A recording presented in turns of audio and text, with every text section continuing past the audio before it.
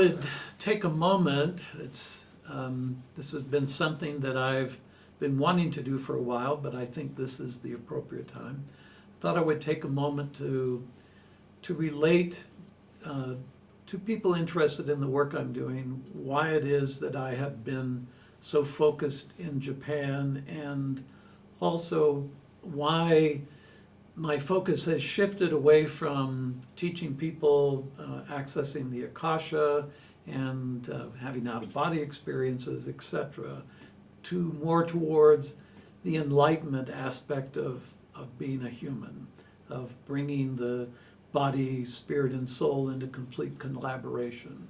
So I have a story to tell. I've been touring around the United States with a group called Whole Life Expo for a couple of years, and we would go from city to city. And on one tour, I was in Seattle, then I was in San Francisco, then LA and San Diego, and then Santa Fe. And interestingly enough, that's where I live now. We came to Santa Fe as part of the tour, and prior to that tour, for about 6 months, I was hearing somebody in a very light voice on my right side saying "Konnichiwa" to me in the dream. And it would be out of context with whatever else was in the dream. It'd just be this voice saying "Konnichiwa." And so I didn't know Japanese, so I found out what that meant, and it's a salutation of hello. And so I'm in Santa Fe, and I'm listening to another lecturer. I was standing in the back of the room. I had finished my program, and I quickly came over because I wanted to hear what she had to say on energy bodies, etc. And I was standing at the back of the room, and I hear somebody here say "Konnichiwa," and I thought, okay. And I turned, and there was a Japanese man, and he gestured for me to come toward him, and I did, and we started talking, and he said, "I would like you, I've been to each city where you've lectured, I would like you to come to Japan and lecture." And I said, okay, and just as I got that out of my mouth, I said, "But only if it's for 10 years. And that kind of even startled me. And then he said, okay. So we worked together for 10 years. After that, I went on to collaborate with a company called JMA. And then I developed my own company called The Knowing Way in Japan. And it was a school and a program devoted to everything from Akashic records and out-of-body to preparing the mind for enlightenment. So I think it was my second year there, or could have been my third year. I was staying in a part of Japan that was very old, a very energetic neighborhood, a lot of energy for some reason. And on my first day off of this particular trip, I would normally flop down on a futon and just go out because of flipping the days and nights. Some people who go to Japan take a week to adjust and then begin work. I take a day and then I start the next day. So anyway, I decided to go out that day, really kind of feeling like urgently just kind of cruising the neighborhood to see what the neighborhood was about. And in that part of Tokyo, there's a very old temple called Sensoji Temple. And underneath Sensoji Temple is this incredible earth keeper crystal. It was buried there, and then Sensoji was built on top of it. So I was there enjoying the wonderful energy of it and kind of, casually walking around the grounds, and there's this little kind of path area, like a little street, and I'm on path. And interestingly, in that part of town, there are a lot of fortune tellers that have a little table and two chairs, and they tell fortunes, and it's a very interesting place, to be sure. And so I'm walking, and I hear over my right shoulder, "Konnichiwa." And it was a strong voice, not like the one I'd had in my dream, and not like the one I heard in Santa Fe a couple of years earlier. And I turned around, kind of startled, and there was this man, and I said, "Yes," and he said, "You're in Japan?" And I said, "Yes." And I said, "I only speak English," not, he said, "Well, I speak English also." And he didn't have an accent. He didn't learn English in some other country. It was like he learned English in Ohio, that real Midwestern pronunciation. And I was really intrigued at that point, and he gestured to a bench and he said, "Would like to talk to you." And I thought, okay, he's going to talk to me. And so we're there, and he looked at me, but without saying anything, and then he put his hand on my chest. And as soon as he did, it was like everything changed. Like we weren't sitting on a bench in Sensoji Temple. It was like somehow our minds had come together in one expression, and I realized this person wasn't a human. And now, I'm not a UFO guy.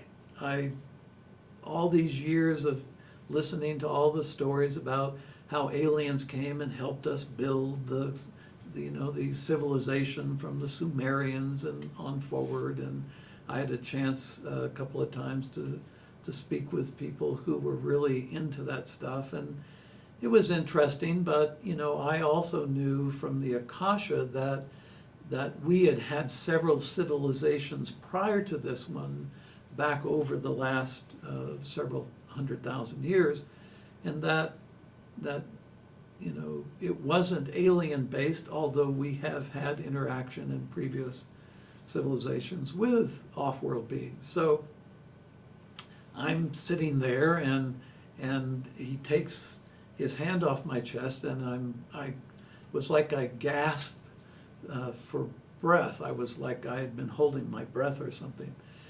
And so our minds were in complete communion. And yes, we were speaking, but more information was happening in a non-verbal way. So he explained to me what my future teaching would be like in Japan and why I would be teaching in Japan. And it was, enlightening, but also kind of like confusing. It had never been a part of my idea that I would teach for such a long period in Japan. I thought probably after the 10 years with this one particular person, we had made the agreement that I would go on about my business. And he said, you need to know something about what you are as a human. You really don't know what you are. And he, in a series of wonderful images and through words, explained in very short order what we were, what each human is. And I thought, wow, okay, I get it, I see it. He said, there's another piece. He said, your eternal soul, your body, your spirit, and your eternal soul collaborate, but in order for the soul to really witness a full human experience, it has a certain number of cells that it can descend into a physical structure and what happens is the soul then, when it comes in, brings those cells in through the thymus and then anchors those cells evenly throughout the body. And he said there's 144,000 of those cells that the eternal soul injects into the body, and then that collaboration begins. And of course, in acupuncture and in energy healing, and even in biblical references to 144,000, you know, having studied Christianity and being an ordained minister in that area, I was aware of that. I was aware of the number 3, the body, spirit, and the soul. And he said that the shift point is going to happen between 2001 and 2011. You're leaving duality, going into unity. You're leaving that sense of separateness, of individuality, that everything is separate. You're going from that into everything is connected. And he said that it's real important in this shift, in the first couple of decades of this shift, especially before the year 2057, that 144,000 individuals go through the process of enlightenment and then illumination. And that 144,000 illuminated humans would equal those 144,000 cells that the soul puts into the human experience when they witness the human. There was a lot of information about that, and he said that your work in Japan will be centered on this, that as you get into the next unity phase, which begins in 2012, you're going to, this will be your work. And of course, my question is, why Japan? And he said, well, a couple of reasons. In the West, all the authority is off planet.